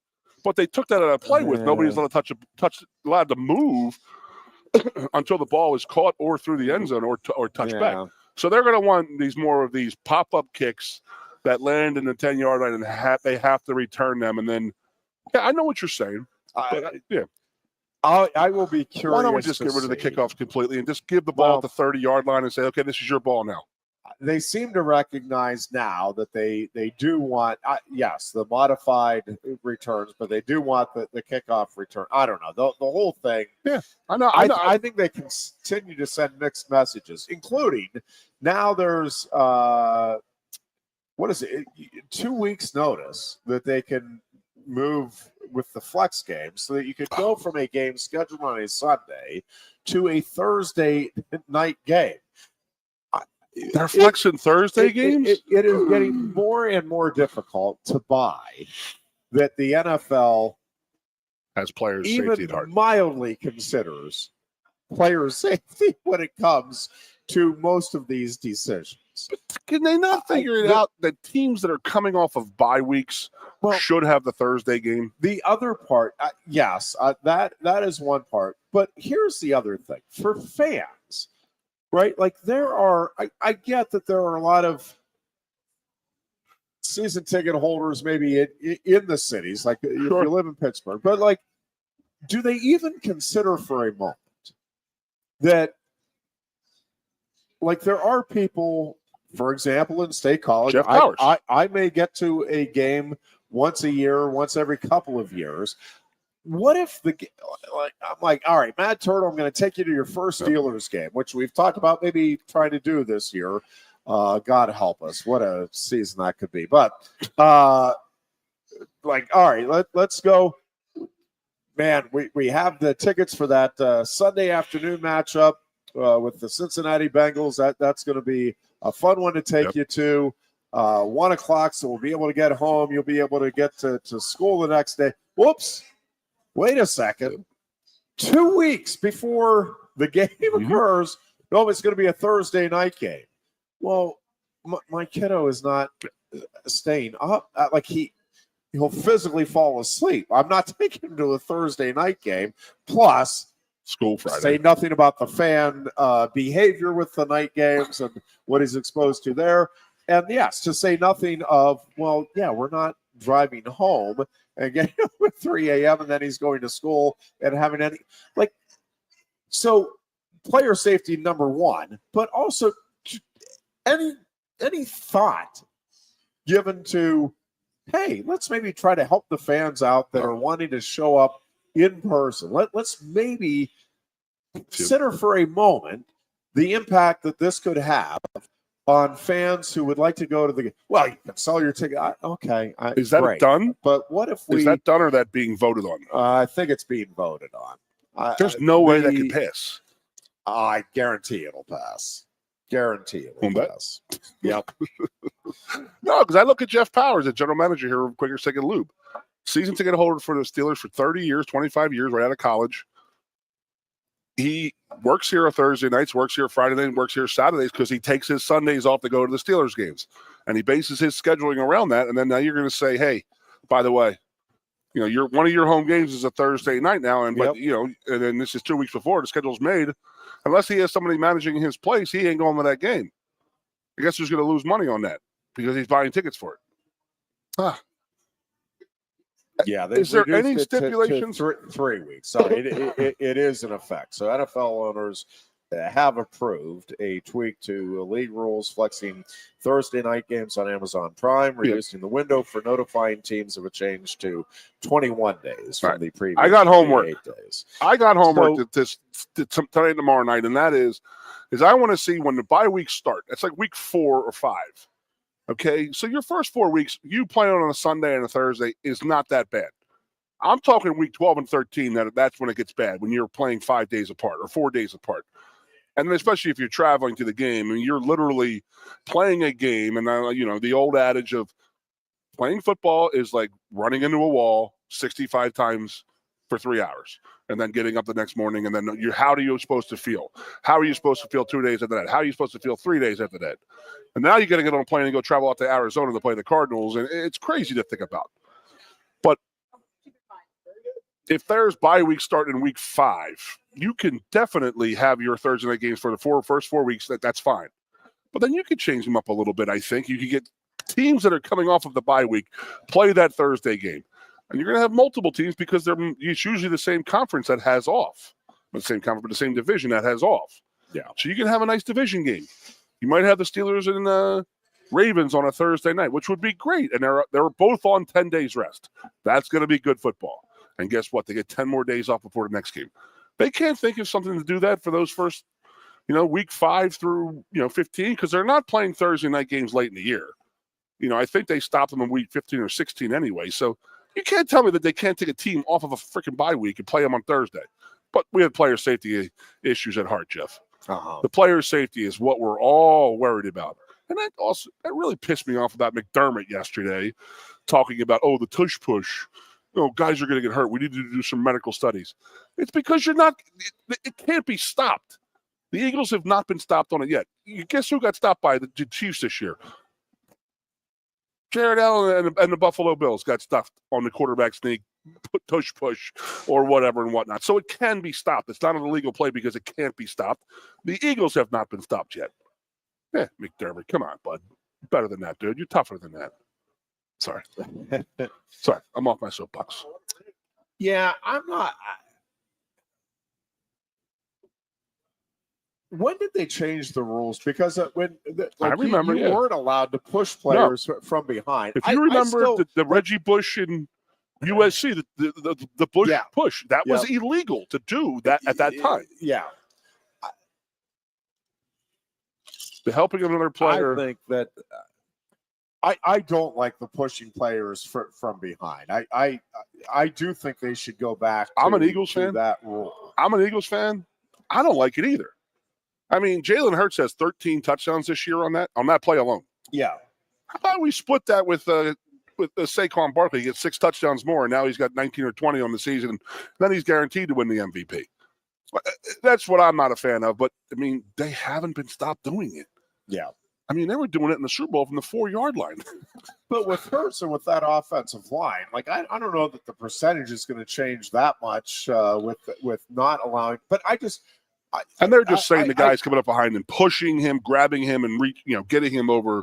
Like that secondary push is what they're trying to get rid of. Yeah, and I think they should. I think in general, again, like if I'm down at the 2-yard line and the linebacker hits me, I don't think then the offensive lineman should be able to come from behind and push me into the end zone. Like you need to get in the end zone on your accord, or obviously if guys are they blocking, need to stop that when the running back's running the ball and he's still fighting, working his way backwards, and an offensive lineman comes and pushes the pile. Right. They're going to get rid of that now too? I would say yes. I would be in favor of. It's about player safety, that. Right? Yeah. They were talking also. I think I heard this right. Is kind of doing away with the chain gang and having the technology. Well, here's the thing, though. It's the year 2025, right? Well, but here's the thing. So the technology would be, I think they would have sensors on the ball. Correct. And it would have, here is the thing. How are you going to know? Because it's not where the ball is. It's where the ball is when your knee touches. Mm-hmm. Are we going to have sensors that can coordinate? And I'm sure the technology exists. So I'm not saying that this is far-fetched. With everything that when you see some of the analytics that they can do now with a baseball swing, with any sport, it is amazing. I think I told you I got fitted for golf clubs a couple of years ago. That experience was amazing. They swing record speed, your swing, and they have you're hitting the ball more on the toe. They're going to put little computerized data that come up, and it's this is the angle, this is the speed, and so this is the club that would fit you best. I mean, it's amazing. But just having the ball itself and the line, where the line is, the referee's still there to watch where the knee goes down and where the ball is when the knee goes down. Yeah, and so you're still going to have the human element there. Or when the referee's biggest thing, the whistle blew. Well, that's another component to it that's still going to be in play. I don't know. The whole. I've said it, that Buffalo game. Yeah, it was so blatantly bad when the one guy came in a whole yard different. Yep. And then I remember sitting there saying, I may have texted you and Booch and said, do we not have the technology to have a laser that goes across the field and that sensor crosses that? Right. When did it cross? Did it cross after? There's still human error in there. Me and you are both on the same page with that. You still need to have that human error. And by the way, I've watched I have not seen one reviewed pitch. Have you? when a pitcher or a catcher or a batter can say, I want that reviewed? Or was that just the preseason? I think that was just preseason. Oh, well, maybe that's why I'm not seeing it. I think they're looking at it for next Okay. year. All right. Well, I did enjoy that watching in the spring. Yeah, but I mean, yeah. So the lasers going across with the censored ball, I completely agree, because watching that Buffalo game was a clear first down, and then it's almost like who has more determination, the guy on the other side of the field or the guy at this side of the field, and they're running in, and then they're a yard apart. And then all of a sudden, one guy's got it as a first down by easily a first down, and the next guy says they actually lost yard. Yeah. I mean, you still have the human element. I get it, but that's bad. But do we not have the technology to have a laser and a ball with a sensor?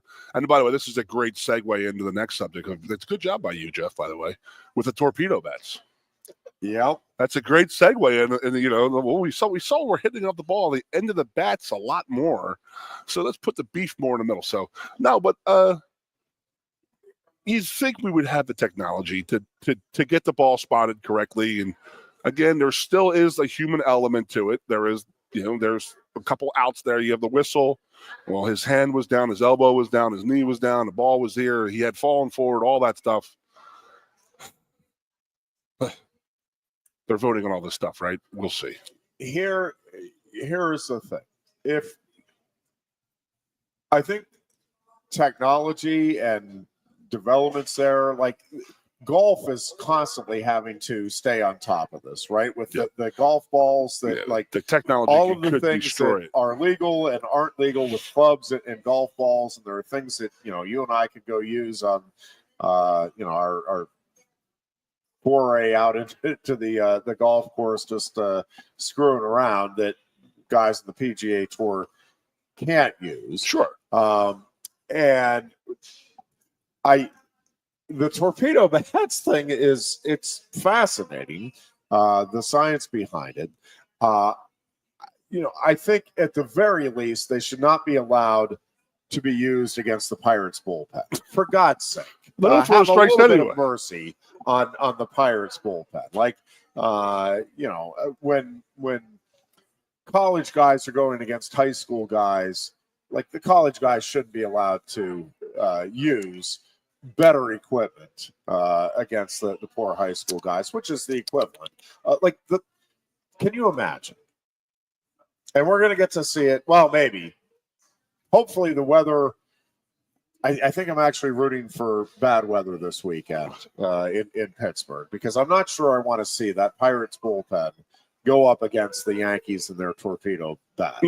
We may have like 20 home runs in a game. In 3 innings by the Yankees, with the way between Halderman that and river Bednar, might get splashed out, buddy. All that ball's hitting them out there. Between Halderman and Bednar, Yankees are. Hey, this is better than batting practice. Okay, hear me out here real quick. Yeah, I'm listening. I don't know anything about the Pittsburgh Pirates. What I heard the other day, no, not Bednar, and I said, he's still there? I could not believe that he was still there. That's what those of us that are Pirates fans are. And I was with Pirates fans, and I heard, oh, please don't put Bednar in. And all I could think of, he is still there. How do you get rid of Aroldis Chapman? They've got to bring. You're getting me flustered. I think you're already there. The torpedo bats versus Bednar in overtime. This would be yes. This is putting Penn State wrestling up against like the JV team from. Well, what about a team using aluminum bats versus what are you doing? A professional team allowed to be using aluminum bats? It's not fair. Now, I guess my question is, what the hell took so long for them to make these bats? That is a good question. Like you see these college bats, and it's like it's real thin, and then it gets real thick. Like how the Major League, they just like that smooth, regular bat now for years, and then now they're just like, oh, we can try this. I don't know if it is just such a game of tradition that nobody ever thought, hey, I wonder if there's a way we could improve the bats with it in the rules. That just seems very hard to believe that nobody ever really looked at that. Yeah, But, I mean, hey, you can't we tell me can- that someone is not like, hey, you're hitting 92% of the balls you're hitting is, you're missing that sweet spot. Choke up or move around in the box a little bit. Keep your swing the same. But now it's like, hey, you do what you do. We have, we're going to load your bat of where you make the most contact at. Well, and why are it just the Yankees? Why was it just advertised to them? Well, yeah. Well, now every team's going to be doing it. Yeah, well, De La Hoya, Ellie De La Hoya De La used Cruz. it for the first time. De La Cruz. And he hit used 3 it for last the night or first 4. Yeah. time, and he's like, oh, yeah, this works pretty well. He used that last night when he hit all the dingers? He did. Yep, he did. So. Oh, Lord. Yeah, it's crazy. I heard the Pirates are going to pass on it. They're just traditionalists, and it might cost too much money. Yeah, you want to spend more money on it. And they want Bednar to throw a softball out there now. No, we'll take our chances and just see what we can do. Just hold it steady. It was such a nice day today, Jeff. Yeah. We are coming right back with more on the Lion Country Kia Goon and Ironhead show after this. There's only one dealer in Happy Valley that always goes to the mat to get you the best deals. It's Lion Country Kia.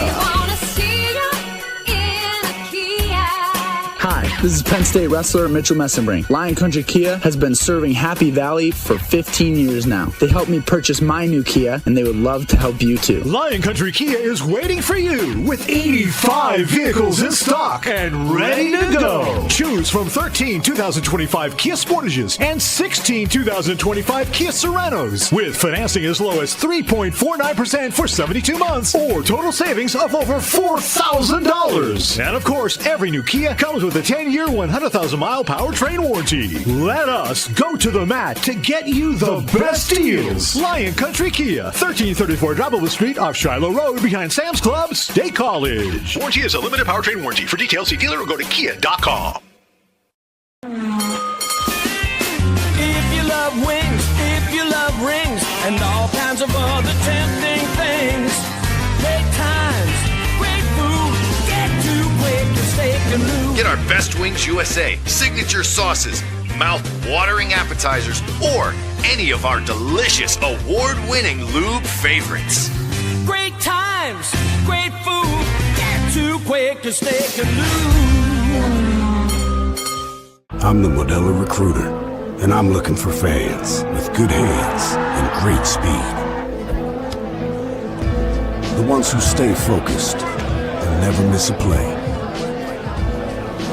They go the distance on game day, even when their team is away. I'm always watching, always looking to reward more full-time fans. Because football isn't really football without you. A lot has changed about State College. One thing that hasn't is W.C. Clark's Coffee Roasters on 234 East Calder Way. 30 different varieties of specialty coffee beans sourced from over 25 countries and roasted with love each morning in Happy Valley for over 45 years. They'll ship their fresh roasted coffee from their doorstep to yours. Order online at statecollegecoffee.com. That's statecollegecoffee.com. Lusk & Associates Sotheby's International Realty proudly presents the introduction of our new State College office at 314 South Borough Street in State College. At Sotheby's International Realty, we advertise locally, nationally, and internationally, bringing the best of advertising and promotion to each and every one of our properties, big or small. Call now. Hi, welcome to Timberland Federal Credit Union, a financial cooperative for its members, tracing all the way back to 1973. Experience Timberland Federal Credit Union, where you're greeted with a smile and financial solutions are tailored to your unique life journey.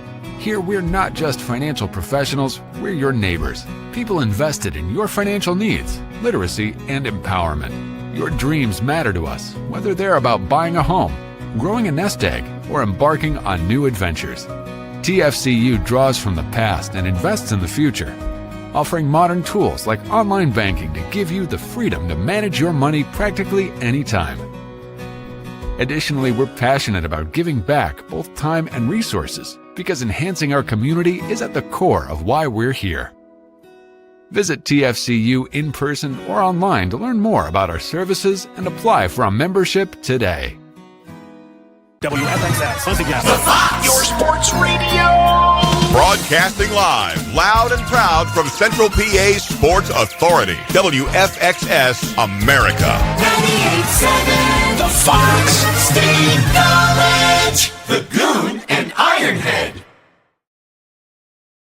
And we are back on a Tuesday afternoon. It is the Lion Country Kia Goon and Ironhead show on the radio.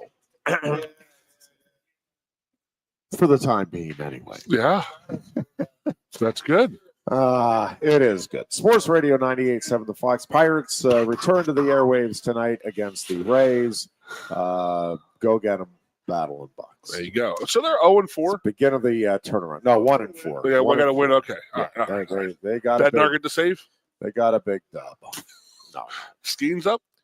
Skeens is up tonight. Is he? Okay, I'll watch that game. Damn. So, Damn it. Why do they put Skeens when the Phillies have a night off? Come on, man. They got a nice night off. I can watch the Buccos and feel your pain, Jeff. I'm not feeling your pain. You're not feeling No, not pain at all. Not at all. It's like your quarterback situation. You can't run the tush pushes. You don't have a quarterback yet. That is true. Well, Mason Rudolph, he plays without a face mask. Don't So have that's a not running good back really at the moment. They better have a hell of a draft. Yeah. Is Gentry talked about it being? What are you at? Like They would have 17, to move I think. Yeah, I think they would have to move up to get him. I've seen there are projections that have the Steelers, but moving up they because never do that. No, very, very, very rarely. But it's going to be an interesting draft because there are so many needs. They clearly want to get a running game going. I mean, they would like to be what the Steelers traditionally have been, and what the strong run game and the Ravens are play doing action now, what pass. the Eagles are doing now. Yeah, and I think the offensive line is getting there. I don't know that it'll be quite there this coming season, but they clearly are making that a priority, have made that a priority, and need to stay healthy, need to continue to develop, but they need a big time running back to make that work.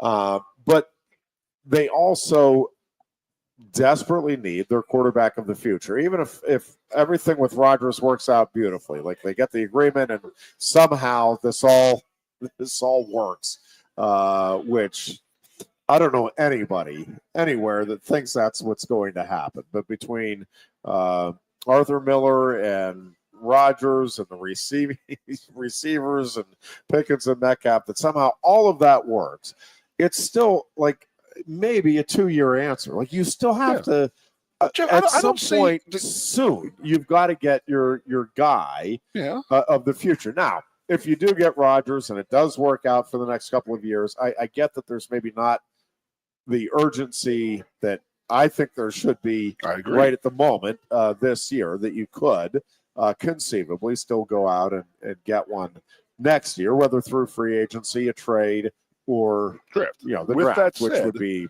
the way you'd like to see it come together. Does DK Metcalf join the Pittsburgh Steelers without the guarantee that he's going to have a quarterback better than Mason Rudolph?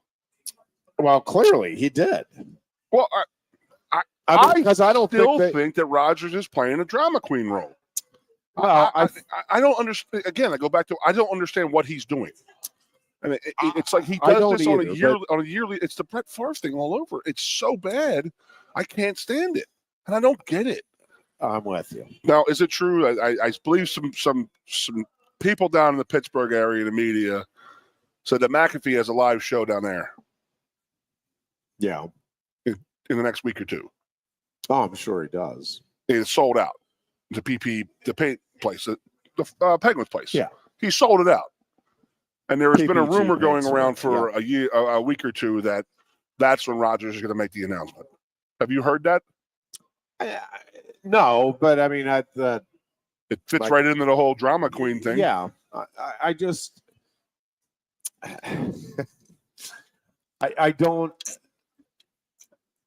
just don't know what the purpose is at this point. If you know that's what you're going to do, listen. If you want to make a media show of it, or you feel, obviously he and McAfee have a great history together, and but why not just do it on one of your other appearances? He's on there every week. And I just don't know.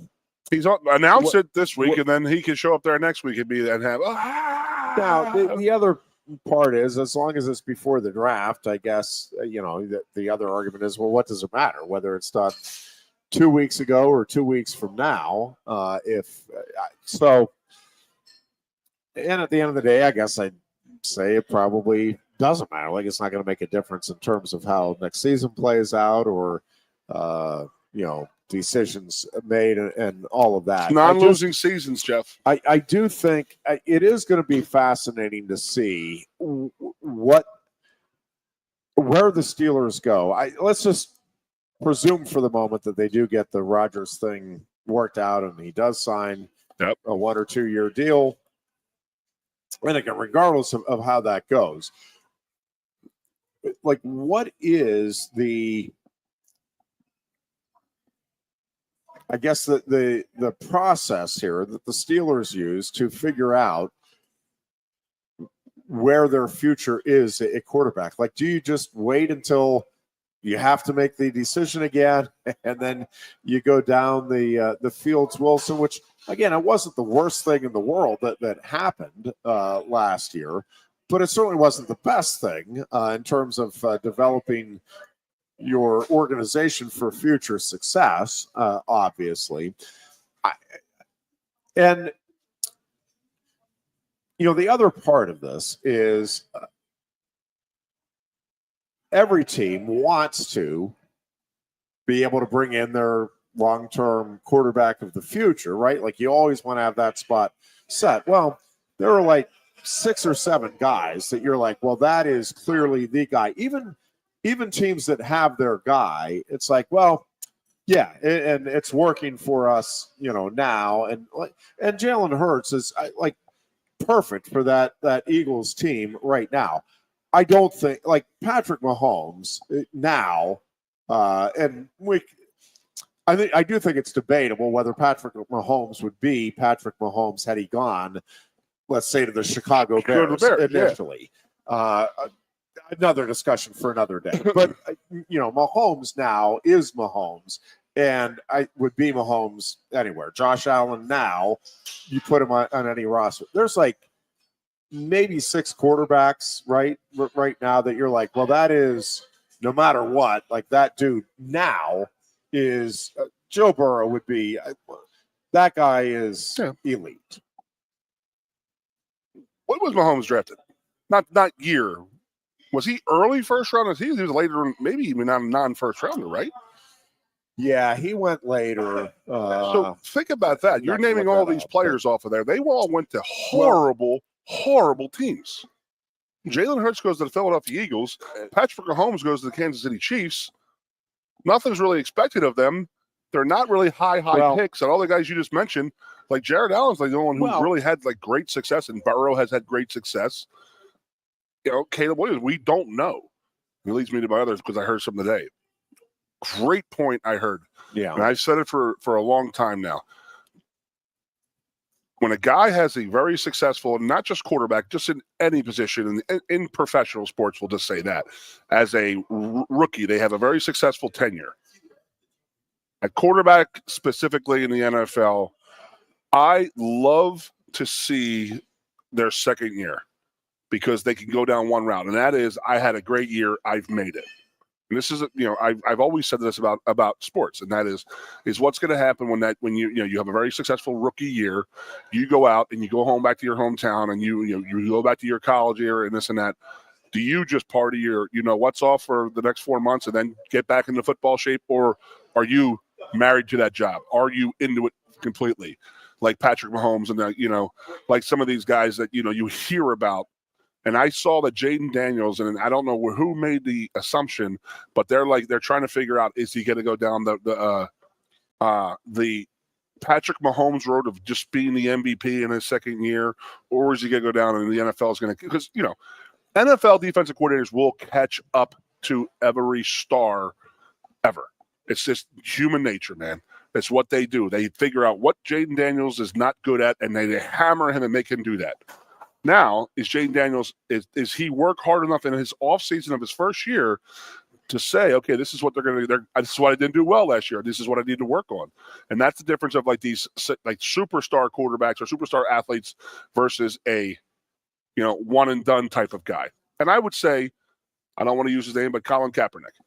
Dude, I'm telling you, I watched him play for those first 3 years, and I said, dude, this guy is an absolute game changer. He is changing the game with that RPO stuff.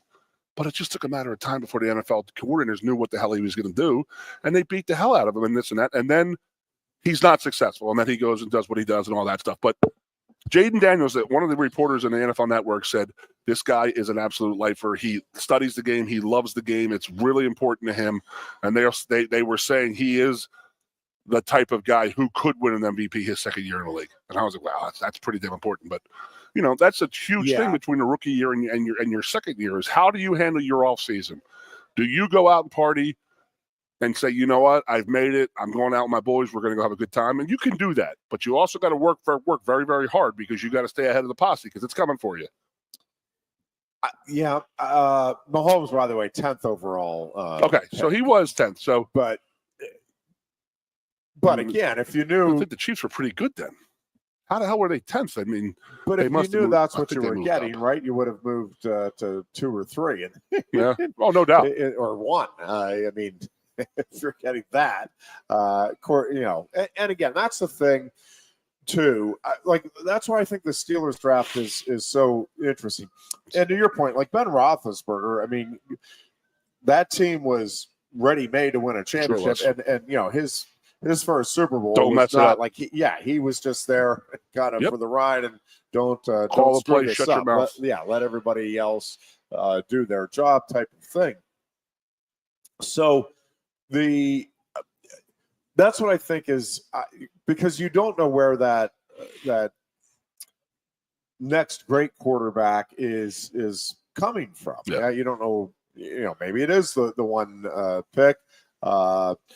I just read the thinking on Shedeur Sanders is fascinating. I mean, it is literally all over the place. Like there are people absolutely convinced that he is going to be a bust, that he is not NFL ready.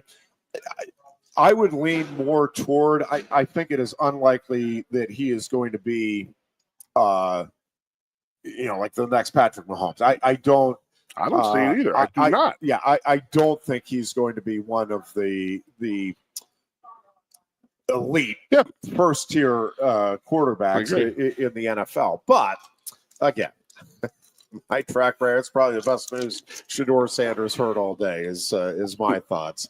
Your thoughts. You didn't bet it though. You didn't bet on that. But when you look at so much of this stuff really is situational, and is it a good fit? So, what I don't know is are the Steelers thinking, yeah, man, if we get the running, if we get an Ashton Genty and we think that is, he is the next Saquon type of running back,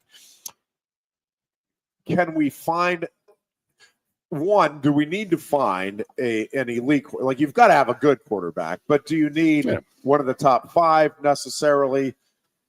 No, if you have everything else in place, you still need one of the top 10 or 12 anyway, to, in all likelihood, to go win a Super Bowl. Very hard. It's a lot easier to play quarterback when you have a run game.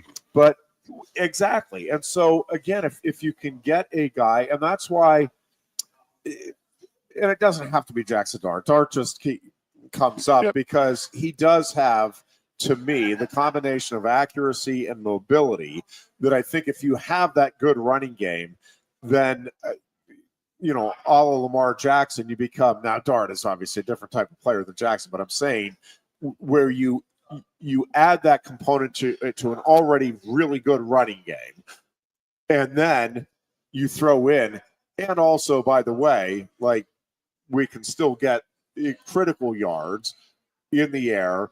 And I think with this receiving core, again, if you got the right quarterback, and if this running game develops the way the Steelers are hoping it will, Mike Tomlin seems to be optimistic that is going to develop, then getting that type of quarterback, I think it would be the final piece of the puzzle here that allows you to contend. I don't think it locks you in and guarantees anything, but yeah, I think if you stay healthy, you're one of the teams that is in the mix then for a real Super Bowl run, and not just being a playoff team that, well, maybe we could win a game here in the playoffs, which is kind of where the Steelers really have been. And so, again, I'm just really curious to see how this draft plays out and what the Steelers believe their top needs are and where in the draft they think they can get the value for your pick. And again, we've seen lots of guys go lower in the draft that have had substantial impacts at quarterback and other positions. So it's not that you just have to get all of this addressed in the first round. But man, you got to make the right picks, and they need, need a defensive tackle, a run-stopping defensive tackle, need a quarterback for the future for sure. I don't know that you need the star. I think they would like to get the star running back. I think they can manage with another. I think you can go with two good running backs and make that work. And I think that's an option. Again, if you feel like you have your quarterback of the future in the crosshairs there in the opening round, which is a big if. Or, again, if you feel like you have a defensive tackle that can be a big-time force on the run-stopping game moving forward, et cetera, et cetera. So, I don't know. I'm really interested to see how the Steelers play this draft and kind of what this thing starts to look like. No, it's very interesting because where they need to go, because they have a lot of. They've been in this position. They haven't been in this position in a long time, man. And now you're talking about I just can never forget and get it out of my head of Roethlisberger's Super Bowl, of that fumble. In the playoffs. Does Jerome Bettis every day wake up and say thank you for Ben Roethlisberger?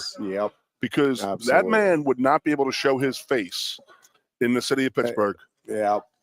Well, with that fumble on the goal line and Ben running down, and even the best part is running down a guy from the Colts who had just got stabbed that morning by his fiance in his thigh. Yeah. It is one of the things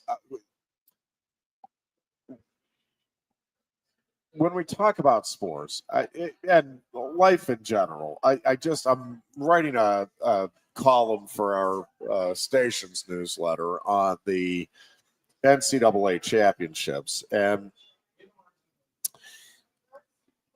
there are just so many things that come into play. We've talked about this repeatedly, but if you change one little thing, right, on how a given play goes, let alone a given game, let alone a given season, it changes the entire trajectory of individual lives, of the way people are remembered, the way teams are remembered. And I mean, you can be this close, and it's like, man, if we didn't make that basket, we never would have had the opportunity to get into the NCAA tournament, let alone get to the Final Four, let alone.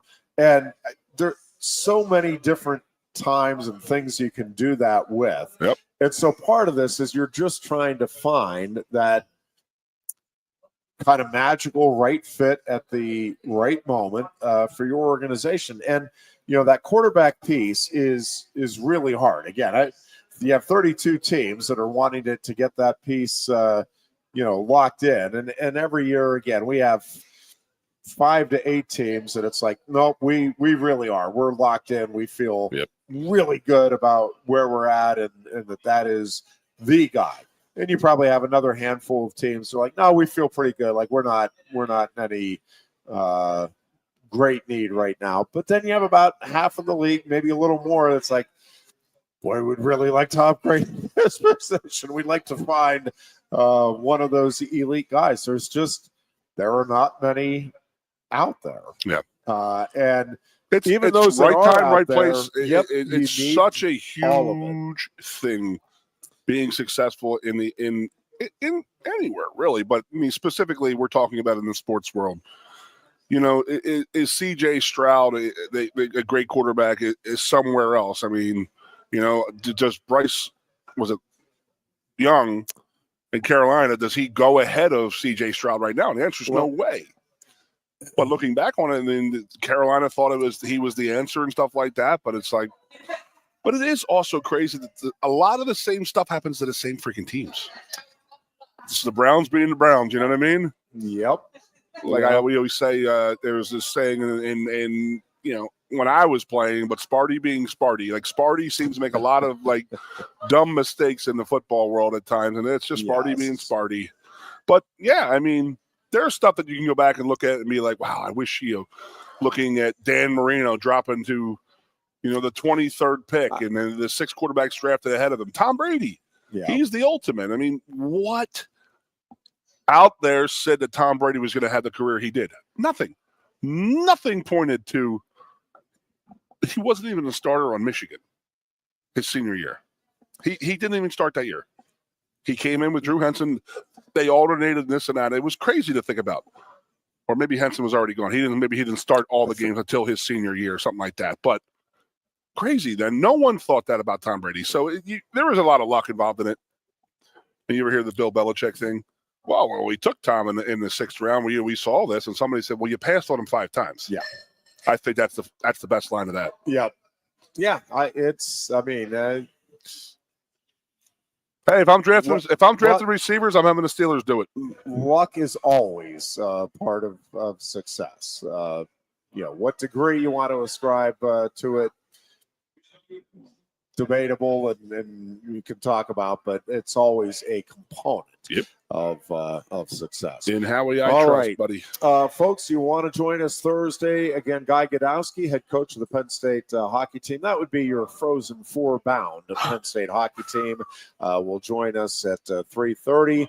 And we'll be talking about the Pirates' first series victory after the win tonight, and then tomorrow over the Rays. And who knows what other discussions we may get into. Until then, be good and be safe. There's only one dealer in Happy Valley that always goes to the mat to get you the best deals. It's Lion Country Kia. Hi, this is Penn State wrestler Mitchell Messenbrink. Lion Country Kia has been serving Happy Valley for 15 years now. They helped me purchase my new Kia, and they would love to help you too. Lion Country Kia is waiting for you with 85 vehicles in stock and ready to go. Choose from 13 2025 Kia Sportages and 16 2025 Kia Sorentos with financing as low as 3.49% for 72 months or total savings of over $4,000. And of course, every new Kia comes with a 10-year, 100,000-mile powertrain warranty. Let us go to the mat to get you the best deals. Lion Country Kia, 1334 Dryboven Street off Shiloh Road behind Sam's Club, State College. Warranty is a limited powertrain warranty. For details, see dealer or go to kia.com. If you love wings, if you love rings, and all kinds of other tempting things, great times, great food, get to Quaker Steak and Lube. Get our Best Wings USA, signature sauces, mouth-watering appetizers, or any of our delicious award-winning lube favorites. Great times, great food, get to Quaker Steak and Lube. I'm the Modelo Recruiter, and I'm looking for fans with good hands and great speed. The ones who stay focused and never miss a play. They go the distance on game day, even when their team is away. I'm always watching, always looking to reward more full-time fans. Because football isn't really football without you. A lot has changed about State College. One thing that hasn't is W.C. Clark's Coffee Roasters on 234 East Calder Way. 30 different varieties of specialty coffee beans sourced from over 25 countries and roasted with love each morning in Happy Valley for over 45 years. They'll ship their fresh roasted coffee from their doorstep to yours. Order online at statecollegecoffee.com. That's statecollegecoffee.com. Lusk & Associates, Sotheby's International Realty proudly presents the introduction of our new State College office at 314 South Borough Street in State College. At Sotheby's International Realty, we advertise locally, nationally, and internationally, bringing the best of advertising and promotion to each and every one of our properties, big or small. Call now.